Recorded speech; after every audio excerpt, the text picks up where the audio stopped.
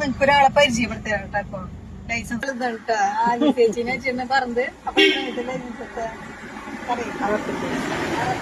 Licence എടുത്താണ്ട. അപ്പൊ നമുക്ക് വയസ്സൊന്നല്ല പ്രശ്നം, നമുക്ക് മനസ്സുണ്ട്, നമുക്ക് ആഗ്രഹം ഉണ്ടെങ്കിൽ അത് സാധിക്കും. അപ്പൊ ആളുടെ വീട്ടിലിറങ്ങുന്ന കാറ് കണ്ട, അതിലാണ് ആള് ഓടിച്ചിട്ടുള്ളത്. അപ്പൊ ആൾക്ക് കുറച്ച് ടച്ച് പോയ കാരാണ് വീട് ഞങ്ങള് പ്രാക്ടീസിന് കൊണ്ടുവന്നത്. അപ്പൊ ആൾക്ക് ഇപ്പൊ പഠിച്ചാൽ കിട്ടാവുന്ന എല്ലാവർക്കും പഠിച്ചാൽ കിട്ടും, ഇഷ്ടണ്ടാവണമെന്ന് പറഞ്ഞു.